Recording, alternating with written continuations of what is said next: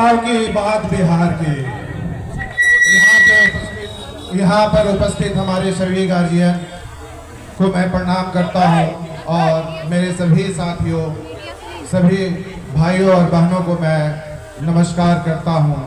और इस मंच पर उपस्थित हमारे विशिष्ट अतिथि रेणु मैडम, विजय सर, रघुविंदर सर, नागमणि जी और मेरे तमाम शहीद जगदेव बाबू के जो साथी थे उनको भी मैं प्रणाम करता हूं। और अपने साथियों को, नागमणि जी और राजा जी और राकेश जी और चंदन कुशवाहा जी, ये तमाम साथियों को मैं अपना प्यार भरा नमस्कार करता हूं। साथियों, आज मैं अपने आप को बहुत भाग्यशाली मानता हूं कि आज मैं उस भूमि पे खड़ा हूं जहां हमारे समाज के महान नेता हमारे जगदेव बाबू ने अपने समाज के लिए, अपने अधिकारों के लिए अपनी शहादत दी थी। इसके लिए मैं अपने दिल की गहराइयों से मैं अपने जगदेव बाबू को नमन करता हूं। आज कुर्ता की धरती पे आने का मकसद सिर्फ हमें भाषण देना नहीं है। आज कुर्ता की धरती पे आने का मकसद हमारा यह है कि हमारे जगदेव बाबू के जो अधूरे सपने थे उसको पूरा करने का और हमारी जितनी हिस्सेदारी है उसको वापस लाने का। साथियों, आज जब भी हम अपने जगदेव बाबू का नाम लेते हैं और जब भी मैं अपने जगदेव बाबू के बारे में सोचता हूँ तो ऐसे एक महान व्यक्ति की बात आती है। वो एक ऐसे महान व्यक्ति थे जिनके अंदर देश की, दुनिया की वो तमाम महान व्यक्ति का गुण मौजूद था। चाहे अगर हम बात करें तो वो कार्ल मार्क्स का गुण की बात हो, चाहे लेनिन की बात हो, चाहे वो डॉक्टर भीमराव अंबेडकर की बात हो, चाहे वो फुले की बात हो, वो देश की और दुनिया की वो तमाम महान व्यक्तियों का गुण मौजूद था हमारे जगदेव बाबू के अंदर। और इसके साथ साथ चंद्रशेखर आजाद जैसे, सुभाष चंद्र बोस जैसे, भगत सिंह जैसे लोगों का जज्बा और देश के लिए शहादत देने का हौसला भी मौजूद था हमारे जगदेव बाबू में। साथियों, आज यहाँ आने का मकसद साफ साफ है कि आज हमारी जितनी बड़ी भागीदारी है उतनी बड़ी हमें अपनी हिस्सेदारी भी मिलनी चाहिए। और इसके लिए अगर हम बात करें हम अपने समाज की, अपने दलित की, अपने शोषित की, तो अगर अभी अपने कुशवाहा समाज की बात करते हैं तो हमारी बिहार की सबसे तीसरी बड़ी आबादी है, 14% की आबादी है। लेकिन आज हमारे समाज के लोगों को किसी भी क्षेत्र में, चाहे वो शिक्षा का क्षेत्र हो, चाहे वो राजनीतिक का क्षेत्र हो, उसकी उतनी हिस्सेदारी नहीं मिल रही है। ये जगदेव बाबू को जो अधूरा सपना था, उस सपना को पूरा करने के लिए आज हम लोगों को सबको एक जगह एकत्रित होने की जरूरत है। हम वही सम्राट अशोक और चंद्रगुप्त मौर्य के वंशज हैं जो सिर्फ नेतृत्व और न्याय की वजह अपने बुद्ध धर्म को भी अपनाया था और आगे सभी को लेकर चले थे। साथियों, आज मैं आप लोगों को बताना चाहता हूं कि आखिर एक बिजनेसमैन जो 20 साल से बिजनेस कर रहा था, उसे आज अपने समाज के लिए आने की क्या जरूरत पड़ी। मैं आपको बताना चाहता हूं कि मैं पिछले 5 वर्षों से मैं शिक्षा के क्षेत्र में काम कर रहा था। और जब मैं शिक्षा के क्षेत्र में काम कर रहा था, जब मैं समाज के लिए काम कर रहा था, जब मैं लोगों के लिए मिलना जुलना शुरू किया, अपने समाज के लिए काम करना शुरू किया, तो मुझे यह एहसास हुआ कि जहां मेरे जैसे युवा लोग अपने समाज को मजबूत करने के लिए शिक्षा के ऊपर काम कर रहा है, वहीं मेरे जैसे युवा अपने समाज को मजबूत करने के लिए राजनीति के लिए भी क्यों ना काम करे। इसलिए आज मैं अपने समाज को मजबूत करने के लिए राजनीति के लिए भी काम करना शुरू किया। साथियों, जगदेव बाबू की जो विचारधारा थी कि जितनी बड़ी हमें भागीदारी है उतनी बड़ी हमें अपनी हिस्सेदारी भी मिलनी चाहिए, और वो जगदेव बाबू की विचारधारा और उनकी शहादत की कहानियां जब भी आज हम सुनते हैं तो हमारे भीतर के साहस और आत्मसम्मान को जगाने का काम करती है। जगदेव बाबू ने जो संदेश दिया था कि 100 में 90 शोषित है, शोषितों ने ललकारा है और धन धरती पर और राजपाट पे 90 भाग हमारा है, 10 का शासन 90 पर नहीं चलेगा, नहीं चलेगा। और इसके जगदेव बाबू ने फिर ये भी कहा था कि अपने समाज को आगे बढ़ाने के लिए सामाजिक क्रांति लाने की जरूरत है, और जब तक सामाजिक क्रांति नहीं लाएंगे तब तक हम आर्थिक क्रांति और राजनीतिक क्रांति को भी नहीं ला सकते हैं। जगदेव बाबू की जो विचारधारा था, इस विचारधारा को आगे बढ़ाते हुए उन्होंने यह देखा कि जहां हमारी 90% आबादी है और काम कर रहे हैं धोती वाले और राज कर रहे हैं टोपी वाले, यह बिल्कुल नहीं चलेगा। इसी विचारधारा को आगे बढ़ाने के लिए उन्होंने एक शोषित दल का निर्माण किया, और जब वो शोषित दल का निर्माण किया और जब वो राजनीतिक दल का निर्माण कर रहे थे, तब उन्होंने अपने भाषण में कहा था कि आज जिस लड़ाई का बुनियाद मैं डाल रहा हूँ वह लंबी और कठिन होगी, क्योंकि मैं एक क्रांतिकारी पार्टी का निर्माण करने जा रहा हूँ। इसमें लोगों का आना जाना लगा रहेगा, परंतु इसकी धाराएं रुकेगी नहीं, और इसकी पहली पीढ़ी के लोग मारे जाएंगे और दूसरी पीढ़ी के लोग जेल जाएंगे और तीसरी पीढ़ी के लोग राज करेंगे, और अंदरोगतवा राज हमारी होगी, जीत हमारी होगी। पर साथियों, आज इतने सालों के बाद भी हमारे समाज के भाई, हमारे समाज के लोग मारे जा रहे हैं और जेल जा रहे हैं, और हमारी सरकार जो सत्ता में बैठे हुए हमारी सरकार है वो बैठकर तमाशा देख रही है। साथियों, आज इस चीज को यही रोकना होगा,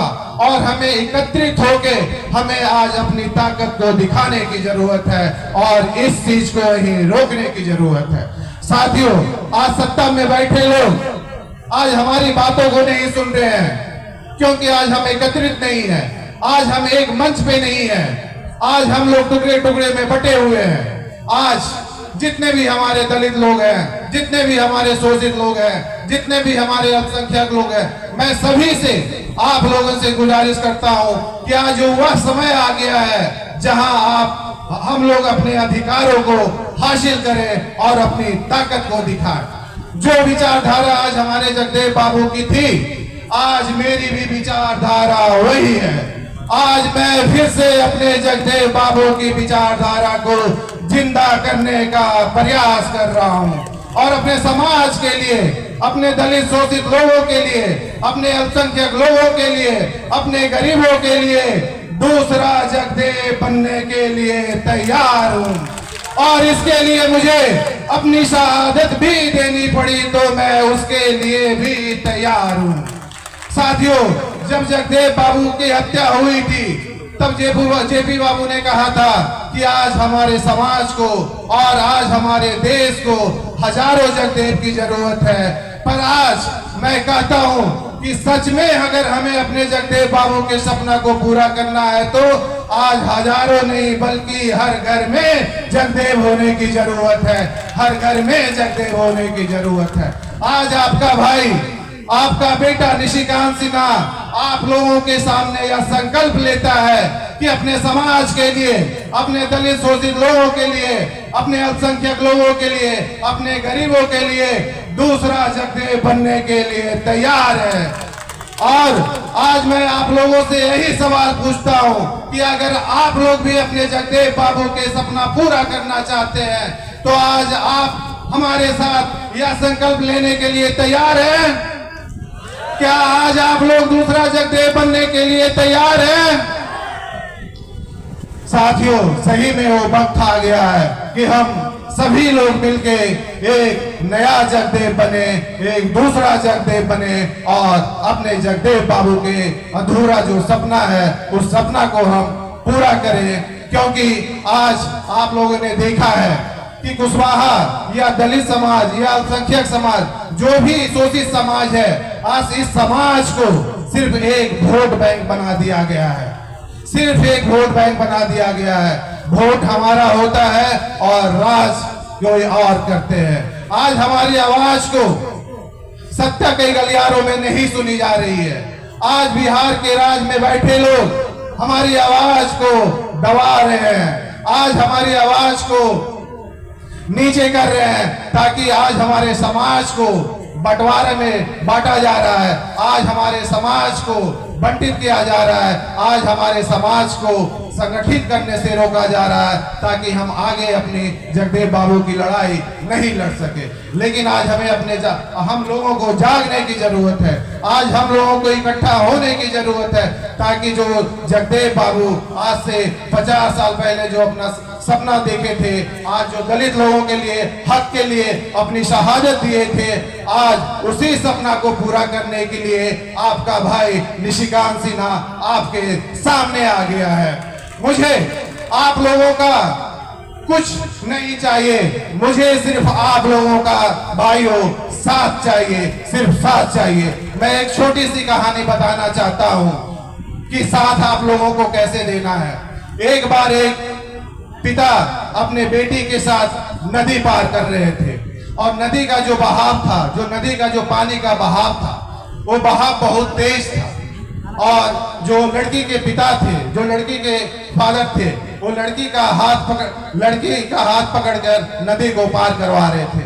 जैसे ही नदी में लड़की को पार करवा रहे थे तो नदी का बहाव इतना तेज था, पानी का बहाव इतना तेज था कि कुछ देर के बाद लड़की बोलती है, क्योंकि लड़की अपने पिता के हाथ पकड़ी हुई थी, तो लड़की बोलती है कि पापा ये नदी में पानी का बहाव बहुत तेज है, आप मेरा हाथ पकड़ लें। तो पिता की जो जवाब आता है वो जवाब सुन के आप बड़ा खुश हो जाएंगे। पिता बोलते हैं कि बेटा मैं तो आप तो मेरे हाथ को पकड़ के ही रखे हो, तो मैं आपका हाथ पकड़ूं या आप मेरा हाथ पकड़ो, बात तो एक ही है। तो बेटी का जवाब सुनिएगा। बेटी बोलती है कि पापा दोनों में बहुत अंतर है, दोनों में बहुत अंतर है। मैं आपका हाथ पकड़ के रखी हूं तो पानी का बहाव तेज होगा तो उस पानी के बहाव से मेरा हाथ आपके हाथ से छूट सकता है, लेकिन जब आप मेरा हाथ पकड़ोगे तो पानी का बहाव कितना भी तेज होगा, आपका हाथ मेरे हाथ से कभी छूटेगा नहीं। निशिकांत सिन्हा अपना हाथ बढ़ाया है आप लोगों के बीच, सिर्फ आप लोगों को अपना हाथ पकड़वाना है और मैं आप लोगों का हाथ पकड़ने के लिए तैयार हूं। इसी के साथ मैं चंद शब्दों के साथ मैं जगदेव बाबू के बारे में 2 शब्द बोलना चाहता हूं कि ना हम सर झुका के जिए, ना सर झुका के जिए, ना हम मुंह छुपा के जिए, ना सर झुका के जिए, सितमगरों की नजर से नजर मिला के जिए। अब एक रात अगर हम कम जिए तो इसमें हैरत क्यों? अब एक रात अगर हम कम जिए तो इसमें हैरत क्यों? पर जब तलक जिए मशाले जला कर जिए, पर जब तलक जिए मशाले जला कर जिए। आज आप लोग मेरी बातों को सुनने के लिए आए, मेरे विचारों को समझने के लिए आए। आप लोगों ने मुझे इतना प्यार दिया, मुझे इतना सम्मान दिया। मैं आप लोगों को विश्वास दिलाता हूँ, आज आपका भाई, आपका बेटा आपको विश्वास दिलाता है कि मैं अपने समाज के लिए, मैं अपने दलित शोषित लोगों के लिए, अपने अल्पसंख्यक लोगों के लिए, अपने गरीबों के लिए आखिरी सांस तक लड़ता रहूंगा, आखिरी सांस तक लड़ता रहूंगा। जय हिंद, जय बिहार, जय जगदेव, जय कुशवाहा, जय भीम, जय कलाम, जय सम्राट। Thank you.